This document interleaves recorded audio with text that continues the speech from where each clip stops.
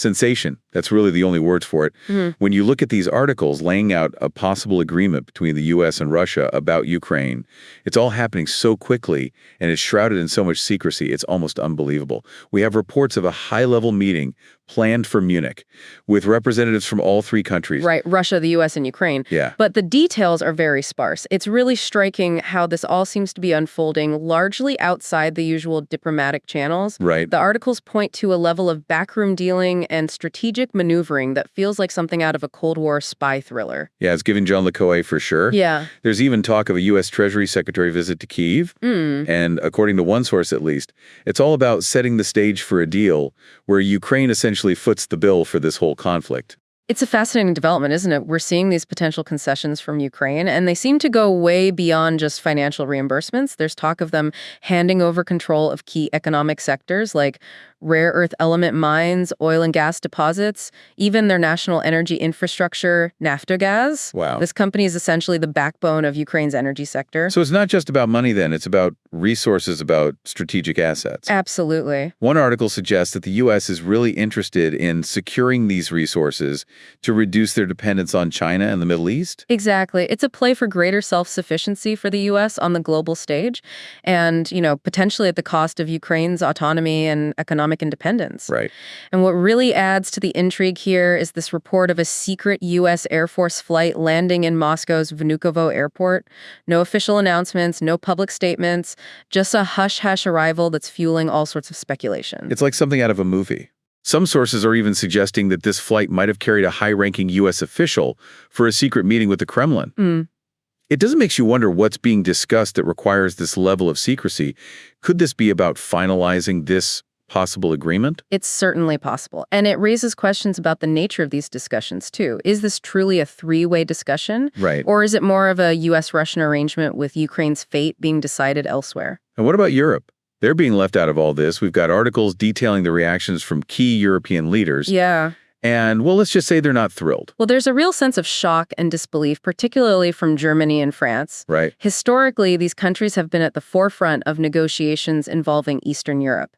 But now they seem to be completely sidelined, which represents a huge shift in the balance of power within Europe itself. So Europe's being left out in the cold. It seems that way. One article even quotes a high-ranking official in Brussels saying, "It's as if the EU is being treated as an afterthought in a matter of vital importance to its own security and stability." It's a pretty strong statement. It is, and it's worth remembering that President Trump has made no secret of his desire for closer ties with Russia. He's repeatedly said that he wants to bring Russia back into the G7, much to the annoyance of many European leaders. So this potential deal with Moscow, seemingly struck without much regard for European interests, might be a sign of things to come. It might be. Yeah. We'll have to wait and see. Exactly. This whole situation, it really underscores how fragile this post-World War II order is. We've seen hints of it unraveling for years now. But this potential U.S.-Russia agreement on Ukraine, Right. if it goes through as these sources suggest, it could be a real turning point. It's almost like we're witnessing this huge shift in the global landscape. 1 minute, the rules of the game are clear, and the next, everything's up in the air. Yeah, it's a stark reminder that power dynamics are never static. The world is constantly in flux. And the players that were once dominant are now facing new challenges from unexpected places. You mentioned before that this deal could signal this multipolar world order emerging. Could you talk about that a bit more? What does that actually mean for the average person? Well, for decades, the global order has been largely shaped by the actions of a few superpowers, primarily the U.S. and during the Cold War, of course, the Soviet Union. But now we're seeing the rise of new power centers countries like China, India, Brazil. Okay. And they are really starting to flex their economic and political muscles. So it's less about two superpowers calling the shots and more about this complex web of competing interests and alliances. Exactly. In a multipolar world, there's no single dominant force dictating the terms of engagement. Instead, you have a variety of players all jockeying for position, forming strategic partnerships and pursuing their own agendas. It's a much more fluid and unpredictable environment. And how might this new order impact existing institutions like the European Union or NATO? That's a big question. The Potential U.S.-Russia agreement on Ukraine certainly doesn't bode well for the EU's sense of unity and influence. I mean, here they are right on their own doorstep. A major geopolitical event is unfolding, and they seem to have very little leverage in the situation. It's like you're being pushed to the sidelines while the big players hash things out. Exactly. And for NATO, this deal could be a real test of its core principles of collective defense and solidarity. If the U.S. is willing to strike a deal with Russia that potentially undermines the interests of its NATO allies, it could set a dangerous precedent. You know, when you lay it all out like that, it's hard not to feel a sense of unease. It's like the ground is shifting beneath our feet. The old certainties are gone, and we're stepping into a future that feels a lot more uncertain. Uncertainty is definitely a major theme here. But amidst all this potential upheaval, there are also opportunities. A multipolar world could create space for new voices and perspectives. On a global stage, it could lead to more regional cooperation and problem solving as countries are forced to find common ground on issues that go beyond traditional alliances. So it's not all doom and gloom. Not necessarily. It's a complex and evolving situation with both risks and possibilities. The key is to stay informed, engage in critical thinking, and be adaptable to the changing realities of the global landscape. We've covered a lot of ground already. The potential agreement, its implications for Ukraine, the shockwaves in Europe, this shift toward a multipolar world. But there's still one piece of the puzzle. We haven't really explored what happens to Russia in all this. That's an excellent point, and it's something we'll dive into in the final part of our deep dive. We'll examine what this potential agreement could mean for Russia's standing on the world stage, their relationship with the West, and their ambitions for a new global order. So we've talked about the possible fallout for Ukraine, the ripples it's sending through Europe, and this broader shift towards a multipolar world. But what about Russia? What does all of this mean for them? Well, this potential agreement, it could be a major win for Russia, both strategically and symbolically. They've been pushing back for years against what they see as Western encroachment, in their sphere of influence. Right.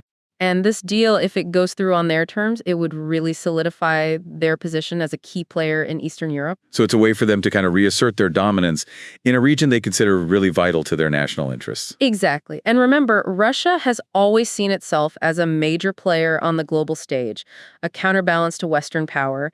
And this agreement could be seen as a step towards achieving that goal. It lets them project strength and influence, potentially at the expense of the U.S. and its allies. One article even suggested that this could be a prelude to Russia demanding a greater say in other international matters, like arms control or the future of NATO. It's certainly a possibility. If they're successful in reshaping the geopolitical landscape in Eastern Europe, they might be emboldened to push for concessions in other areas too, which could lead to a period of heightened tensions and uncertainty as the old rules of the game are renegotiated. It's almost as if we're heading towards a new Cold War, but one with a much more complex set of actors and alliances. That's an interesting analogy. It might not be a Cold War in the traditional sense, but we could be seeing a return to a more adversarial relationship between the West and Russia, with each side competing for influence and control. And this time, other powers like China might be more directly involved, which would further complicate the dynamics. We've talked a lot about the geopolitical implications of this potential agreement, but what about the economic fallout? How might this impact Russia's economy? Well, that's a bit of a mixed bag. On the one hand, securing a favorable deal in Ukraine could give Russia access to valuable resources and markets. We've already talked about the potential transfer of control over key economic sectors, which could be a real boom for Russian businesses and investors. But on the other hand, you have the issue of these ongoing sanctions from the West, which have really taken their toll on Russia's economy. It's right. The West has imposed a number of economic sanctions on Russia in response to their actions in Ukraine.